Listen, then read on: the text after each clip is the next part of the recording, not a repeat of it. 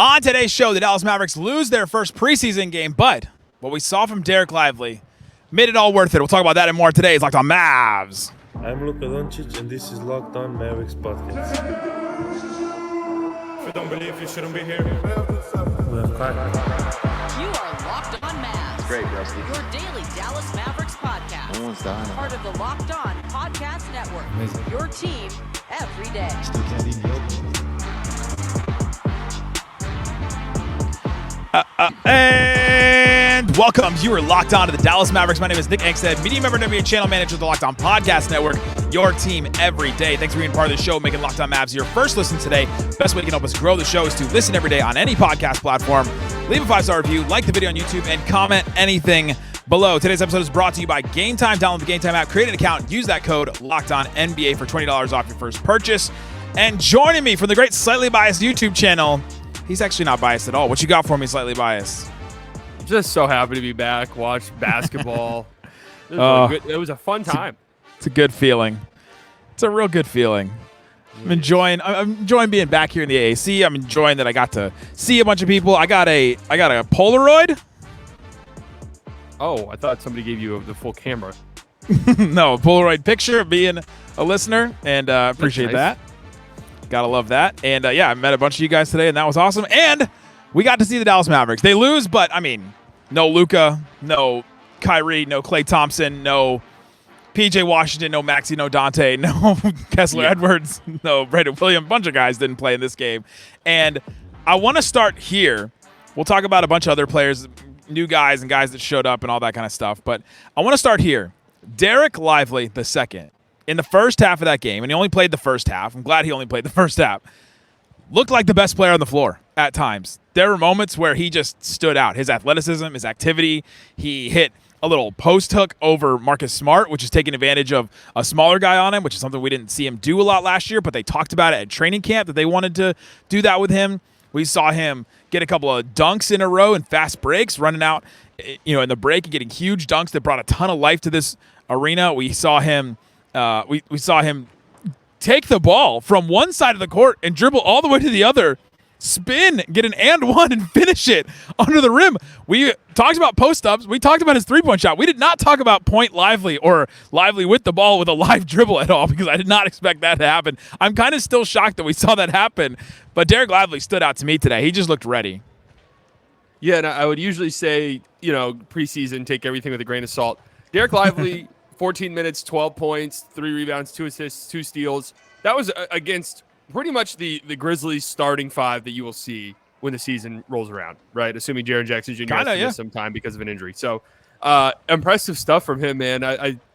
We've been saying it in the offseason. Don't really know what his ceiling is. Like, it's kind of reached the point where it's like, okay, I mean, we know he's already a good rim protector, a good lob threat, but what other things can he add to his game? And tonight, it was the post up on Smart. And what was interesting about that post up is he was about to get 3 seconds. Like he was pretty much like, I will get a 3 seconds if you don't pass me this ball, if you don't inbound, if you don't give me an entry pass. Like we've seen, so like Shaq used to do that. I'm not comparing Lively to Shaq in terms of interior finishing, obviously. But you should. After today, you should. True. Maybe that's I got to say, we got to rethink his ceiling. Maybe we should be saying Shaq. But it was like, I have Marcus Smart on me, throw me the ball, or else we're going to get 3 seconds. And he got it, went immediately. And, man, that was so good to see. Like, it's the transition stuff. I mean, all the things you want to see from Dereck Lively outside of a three-point attempt. We did not get that. We got one in Fan Jam, but we did not get one in the first preseason game. But, man, I mean, just seeing all the different things that he can do, and then you talked about rethinking his ceiling. Him being able to handle the ball a little bit, and it wasn't like he was dribbling up against Marcus Smart, taking him off the dribble or doing anything like that. He just took advantage of space in front of him, and it was just him and Brandon Clark. Between him and the rim was just Brandon Clark. And so he's like, all right, I'm going to take you, I'm going to spin, and I'm going to get this shot over the top of you because I'm much bigger than you. Brandon Clark's like, 6'9", Dereck Lively's 7'1". And so he took advantage of that. You got to love to see that. And it almost made me as shocked as, remember that one time last season, I can't remember if it was against OKC or somebody, that he was just in the corner, took like 2 dribbles and dunked, like attacking a closeout from the 3-point line, and you go, oh my gosh, I did not expect that. And I've kind of heard from Rafael Barlow, our draft expert, and others that Lively did kind of have this face-up aspect to his game, and I just really never expected to see it in the NBA, really, because you don't really imagine him that kind of player. You don't really expect it. We didn't really see a ton of stuff like that his first year in the NBA, but he was also playing on a team that went to the NBA Finals that had real expectations, that has Luka and Kyrie that handle the ball more than anybody else, so he didn't really get a ton of opportunity to either. But seeing something like that made me think, oh, maybe there's just some other little areas of his game that he can add that really makes him become this all-star player that some Mavs fans really want him to be. Yeah, and I tweeted it out during the game, like so many bigs, and obviously he's by far the most talented big Luka has played with. Real traditional big, right? Because obviously you have Kristaps Porzingis, but I don't consider him like the same category.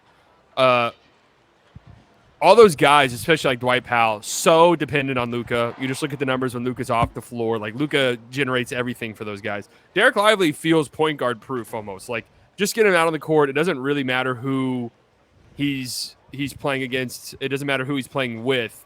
He just is so smart. He's so available. It just feels like he's everywhere on the court. And you saw Dinwiddie throw him a really nice lob, which is rare for Dinwiddie because usually his lobs end up 3 rows into the stands. Yeah, the transition stuff, making himself available in transition, just he's a really good basketball player, man.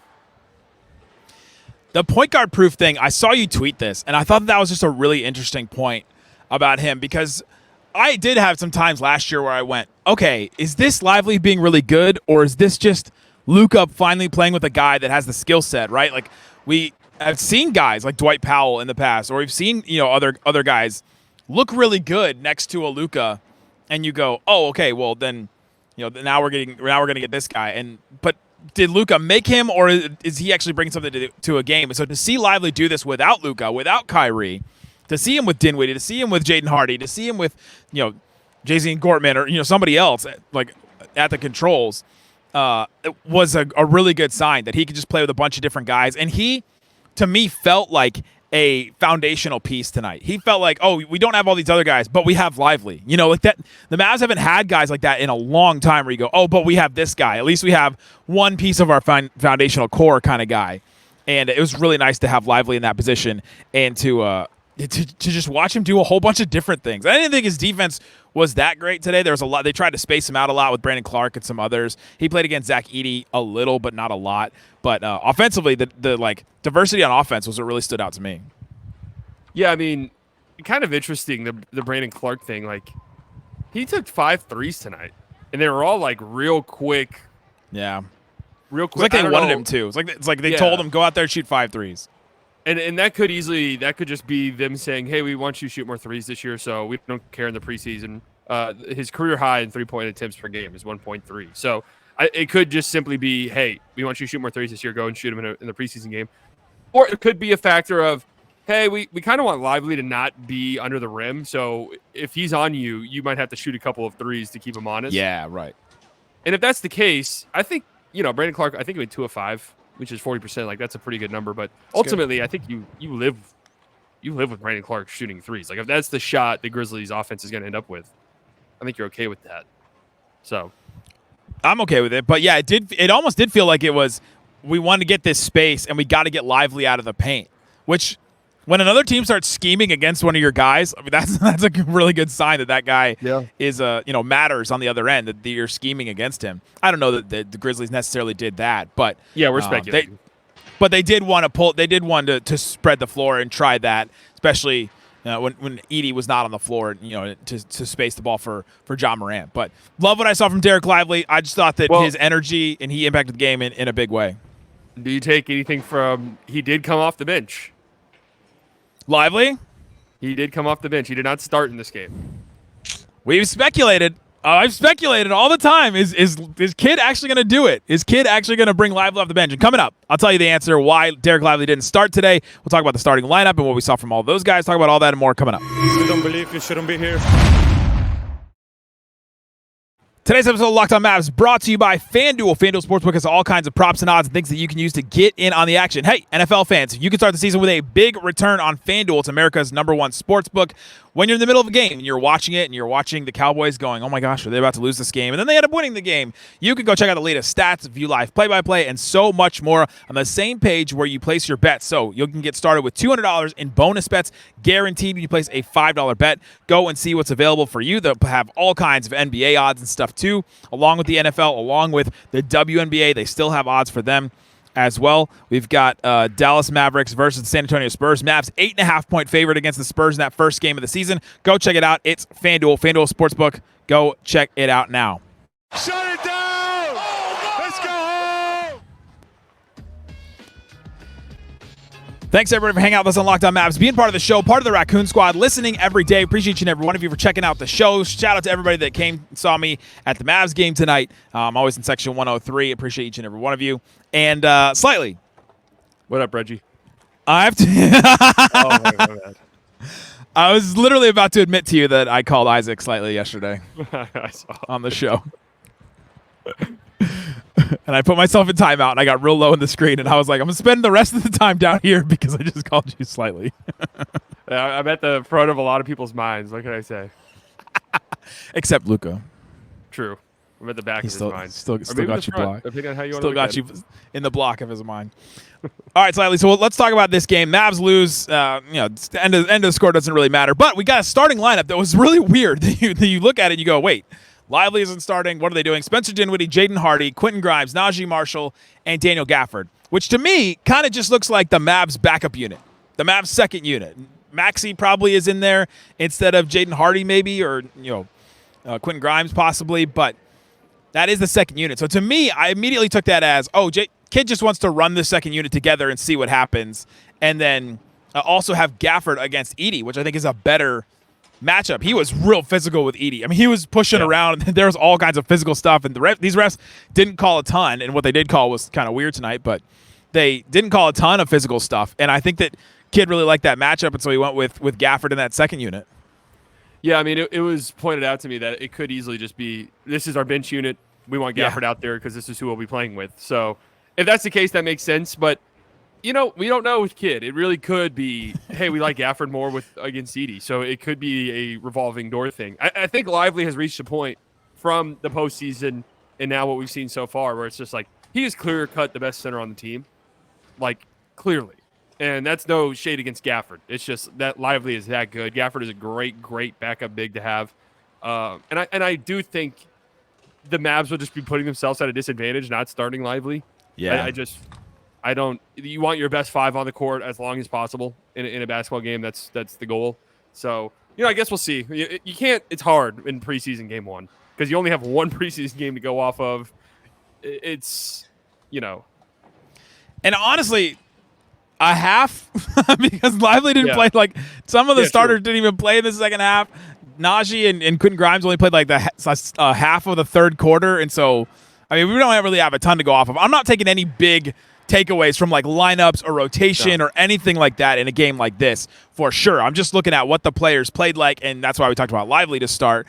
But yeah, him going with that Gafford, Dinwiddie, Grimes, Najee, Hardy unit to start did feel like, we got an opportunity here to just put this lineup. Maybe they'll play together a lot. Maybe they won't. I doubt that unit itself will play a ton together. They're not going to go full second unit because literally your whole starting five, except for Lively, was out tonight and with rest or other things. And then Lively comes off the bench. So I doubt that unit plays together a ton, but it was an opportunity. And Gafford, though, he does play really well against some of these really bad teams. You remember he went on that – I was talking to Tim Cato today about this, and he was making the good point. Gafford went on that crazy run where he had 30 shots in a row against the Bulls, the Hornets, some of these really bad teams that don't have centers, and you put him out there and he takes advantage of those in a way that Lively just hasn't yet. And so maybe Kid does decide to go with Gafford in some of those games, but I think Lively probably does start and gets more minutes overall in the season and all that. You're burying the lead here. My God, you just lumped the Grizzlies into the bad team category. Well, they started a rookie center today. They started Zach Edey. That's who they'll be starting. They didn't have Jaren Jackson. Zach Edey will be starting on opening night. We had Also, that they had a top 10 pick last year. So, yes, I am lumping them in there. We had that conversation with this when we did the sitters, and I was like, Edey's going to start. He is going to start an opening night for them. He had some interesting moments. If we're gonna, he had a block against Jaden Hardy where he swallowed the ball. Like, I don't even think he got off the ground jumping. Yeah, he only had one block credited, but he altered that was it. Shots at the rim. But yeah, that was it. But 5 fouls, and I don't think any of them are like, oh, that's just a bad rookie call. They were all like, those are fouls. So that's something to just monitor. He did get a couple early. I mean, he got his second foul within the first couple of minutes. Yeah, it was 9:15 left in the first quarter. He got his second foul, and I think it was because of how physical Gafford was being with him. I thought that stood out a lot in there. But yeah, Edey will probably start. They started Santi Aldama, and they'll probably start Jaren Jackson Jr. when he comes back in place of Santi Aldama. So thought that was interesting on the Grizzlies side. Ja Morant, he had a moment where he went out, and I thought he was done. It was like 8:53 in the second quarter. He hurt his foot, and then he goes to the locker room. And then I was like, oh, man, he's done. And then he comes back. He plays again, and then he, like, tweaked something again, comes up and looks at the trainer and goes, no, I'm done. Like, it just does the I'm done sign, like, like the across his throat thing. And he just went to the locker room after that. Like, what were they doing with John? Why put him back in this game? I really don't know. Unless it was like, teams do preseason differently. They could have looked at the opening night, preseason game 1, and said, this will be the game we play our starters the most in. Like, we don't know why, but this will be the game where we really try some stuff out and play our starters 20-plus minutes. Because they were playing, like, into the third quarter. Marcus Smart was, Desmond Bane was. I just preseason, tweaks his ankle, really weird, fluky play where the ball hits his – I've never seen a play like that happen, where a pass hits off a guy's foot and then he then twists his ankle because of that. Like, a really bizarre play. Well, Najee was on his – so if John Morant is facing the basket. Najee was like on his right side, tries to wrap the ball around him, and actually like throws it off his foot. And then it seemed like Ja tried to move his foot and then landed on it weird as he stepped. It was just a really, really weird play. Yeah, I mean, you could see the ankle tweak just a tiny bit. It wasn't like you would think where like where he might have hit the ball, like touched the ball or something. Right. It was sorry, my speakers just changed. But anyways, yes, it was a very, very bizarre play. I don't know how to work Max, man. Like I don't. We're having a weird sound day here. This is the first preseason game. I'm wearing 2 pairs of headphones right now. I'm like a grandpa when it comes to Max. I'm like sitting here. What key do I press? They're like, press the command key. Like that's not a key on a normal keyboard. Like what key is that? Oh, that's the special Apple key. You command it to do things, and that's you press that button. But it was cool to see Ja Morant play. It's nice to see him back in the league, but I thought that was weird. And I thought that's probably the big thing coming out of this game, just in an NBA sense, is that Ja Morant may have gotten hurt again, and we'll see what happens with him throughout the rest of the preseason. We did hear from Jason Kidd early that Kyrie and Klay are expected to play the last 3 preseason games, so I thought that was notable for the Mavericks that those guys will play because. First of all, I want to see them play, right? Like I want to see Klay play in a preseason game, and I want to see him play as soon as possible. But yeah, I thought that was notable. Did you care that they didn't play? They just didn't play because of rest today. I had an old man yell at cloud moment earlier where I was just like, is this what they're going to do? Like, I don't want to make the cross-sport comparisons, and it's funny I even do this because I really don't care that much about the NFL, but you look at the NFL now, and it's like, every team has completely quit preseason. They don't do it. Yeah, no teams in the NFL do it anymore. Like it used to be, you play one game for real. No team does it, and the first month of the NFL season sucks, and teams really, really struggle out of the gate. So they're all like, our offense just needs to get in a flow, and we just need to get in this rhythm. And you're like, oh, I wonder why.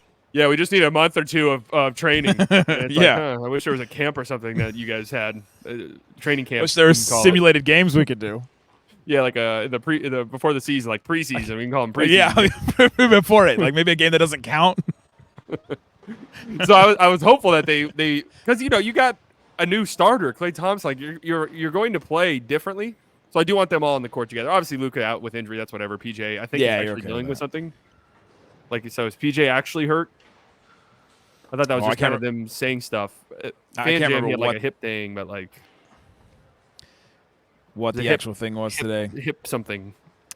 Today they called it a left hip tightness. So not really a thing necessarily, but like, he's not feeling completely great in his hip, so that's fine. But yes, I am happy that they're going to be playing. And I was worried that they were just going to be like, we might get Klay in there for like the third game and that's it. Yeah. So I'm happy that they'll be out there, and I'm excited. That'll be really fun. I'm happy too that we're going to see them. I'm happy that we got to see what we got to see tonight. So coming up, let's talk about Jaden Hardy. I thought he had Isaac and I argued about Jaden Hardy for too long yesterday on the podcast to give him a chance or to not. And he put up a bunch of stats today. Let's talk about what we think they mean and more coming up. You don't believe you shouldn't be here. Today's episode of Locked On Mavs brought to you by Game Time. Download the Game Time app, create an account, and you can go to a whole bunch of different things. You could have gone to this game that I'm at right now. You could have gone to this preseason game. Could have gone to so many other different things. Go to concerts, comedy, theater, all those kind of shows. Go to Game Time. See what is available for you. All you have to do is go to Game Time, and you can click the all-in pricing, and then you can see exactly what you're going to pay up front instead of waiting to the end and having those surprise fees and all that stuff come at you and surprise you. I also love to see the view from your seat. You can see if you're watching on YouTube right here, this is a view from section 123. That's what you would see on Game Time if you want to sit in this section. So go check it out. Download the Game Time app. Take the guesswork out of buying tickets. Create an account. Use that code LOCKEDONNBA for $20 off your first purchase. Terms apply. Again, create an account. Redeem that code LOCKEDONNBA for $20 off. It's Game Time. What time is it? That's right. It's game time. Game time. All right, slightly. We're talking about the Mavs' first preseason game. They lose, but it was an entertaining game. Back and forth. Some good moments, some crazy moments, some lively moments that we talked about earlier. And Jaden Hardy, I thought, had some good moments in this game. He plays 34 minutes, which you'd expect. He goes 6 of 16 from the field. Not great, 37%. But 6 of 10 from 3. All of his shots from 3. He made 60% from 3. And he went 0 of 6 from 2. Weird. 3 of 4 from the free throw line. Had 9 assists, which is good. 4 turnovers, not as great. 21 points. Isaac and I argued about Jaden Hardy yesterday, and I want you to just weigh in on this quick before we talk about Hardy.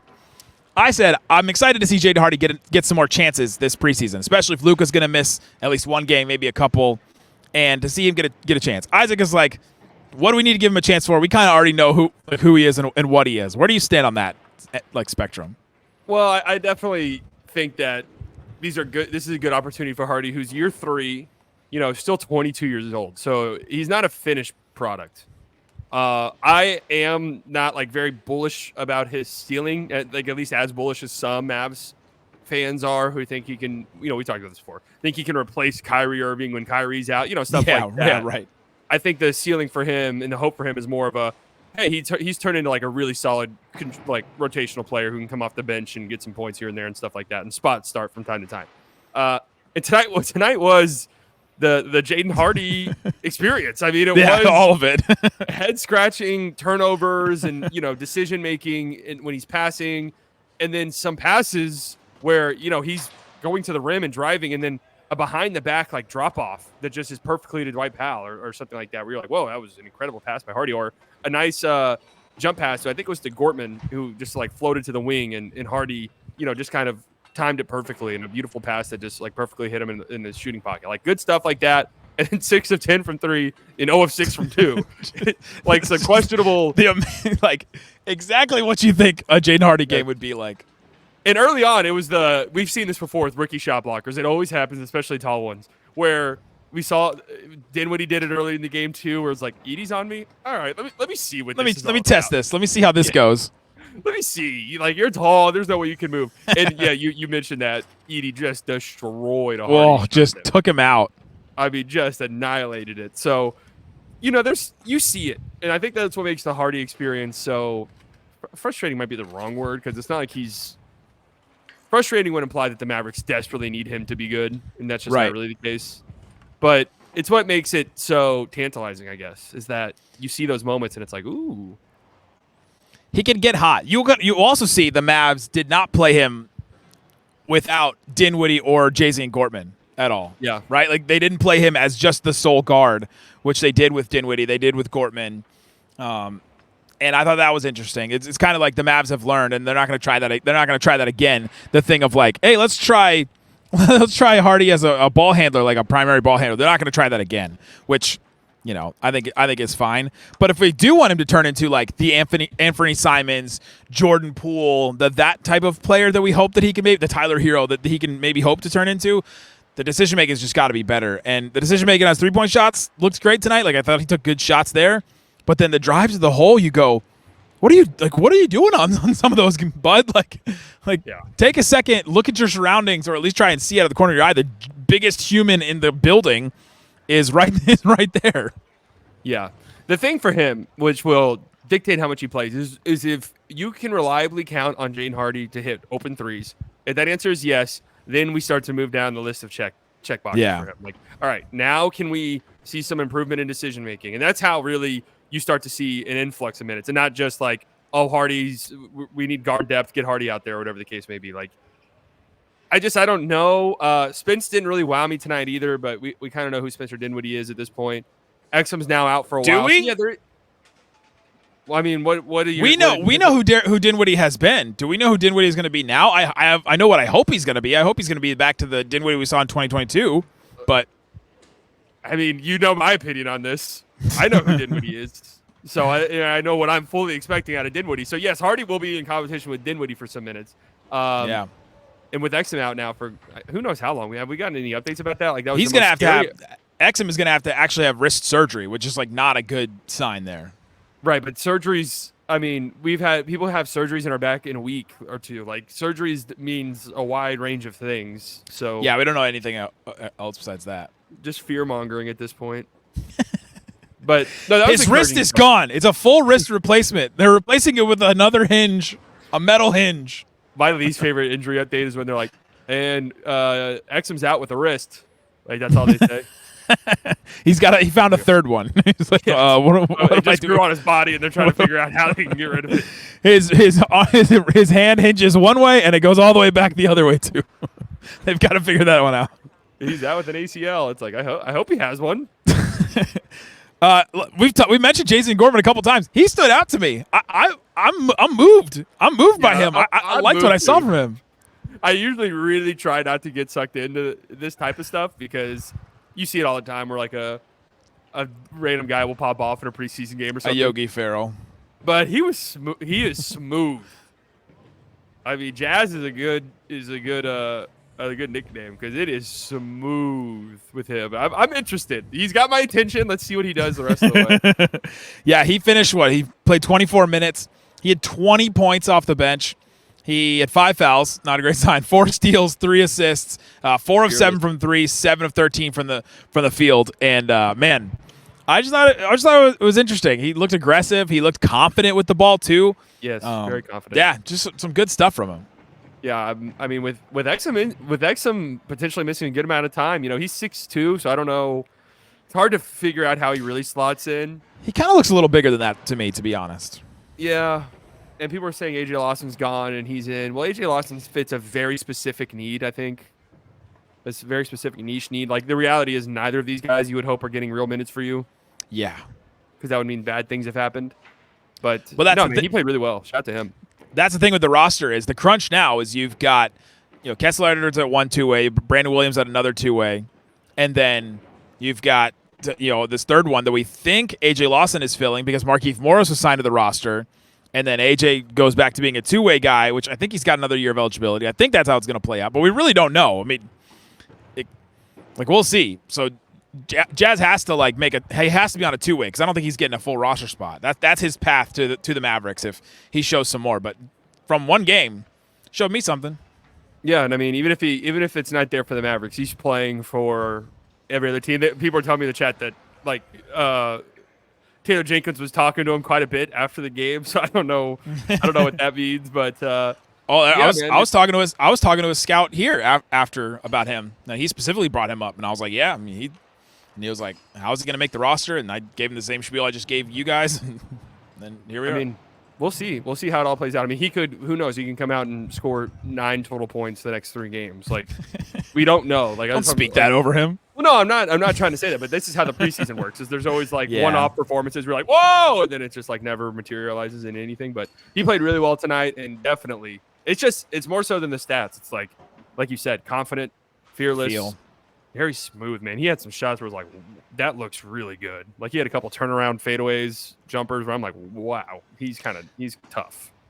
I can't believe we haven't talked about Najee Marshall until now. I was just about to say we have to talk about Najee We Marshall. haven't even talked about. He played 21 minutes, 9 points, 4 of 11 from the field. He was just cooking shots. I don't know. He wasn't putting a lot of in. 6 rebounds, and he had the greenest light. Kid was just like, go out there and do your thing, man. No Kyrie, no Klay, no Luka. Just go out there and do what you want. He had a couple of plays that were really great, and then a couple of plays you go, oh man, what are you doing? Which I expect from him.